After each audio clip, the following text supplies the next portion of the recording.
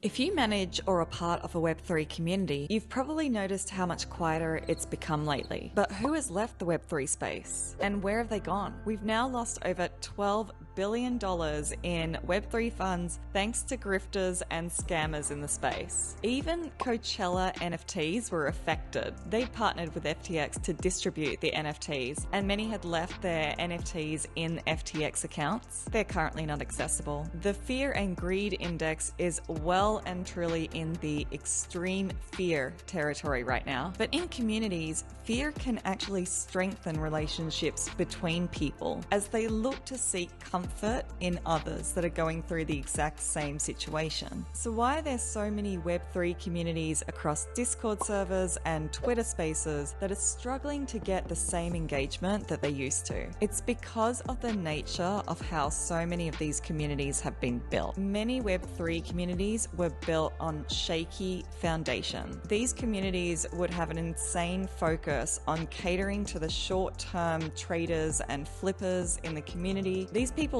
didn't care about purpose. They just cared about how others perceived what the team was doing. Did the project have future utility or value add from other people's perspectives? But they themselves, as speculators, did not care about the mission of the project. They were just interested in short-term profits. Now when we're in a bear market and money has been taken off the table, all of these people that were speculating are just trying to recoup any losses or take profits where they can before exiting. They may be creating further fear and destruction in the community so that they can actually buy something cheap and then sell it to make a slight profit and then get out. So then you have the members in the community that are left trying to pick up the pieces, the ones that truly care about the project. And not only have they had to deal with this short-term fear and destruction that's been taking place in their community, but they've also had to watch how the project and team has dealt with this toxic behavior. If they haven't liked the way that the toxic behavior has been dealt, they may also be questioning whether they should be a part of the project. This can sound really depressing if you're in the Web3 space, especially if you're building a community. It's hard to keep going, especially when you have a bear market. But I want you to know that all is not lost. During bear markets, it can actually be your greatest opportunity to build your community with the right people in it. So this is the time to take your time and build and be consistent.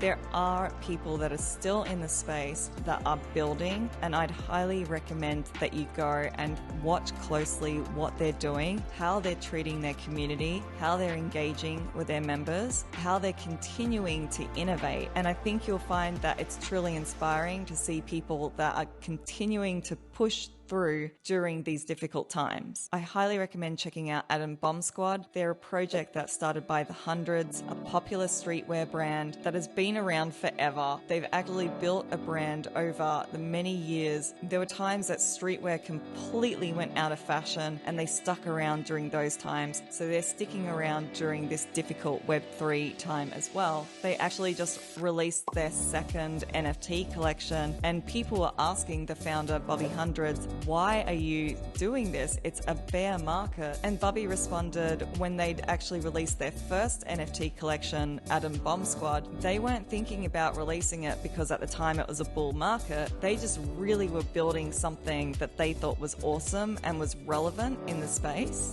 They built because they're passionate about what they're building, and it doesn't matter whether it's a bull market or a bear market, they're in it for the long haul. So if you're looking to launch a new NFT or Web3 community and you're worried about doing so in the bear market, then know that there's people that are hugely successful, that have been around in the long term, and they're still going ahead and launching their projects during this time. Your primary focus should be creating utility for the people that join your community beyond just generating short-term goals. It's going to actually help you in building a sustainable community. So where have these short-term flippers moved on to? Well, whatever else is going to give them short-term gains. There are speculators that have moved on to metaverse plays. There was a lot of money that went into decentralized exchanges recently. day, volumes at the largest decentralized exchange, Uniswap, actually spiked to $17.2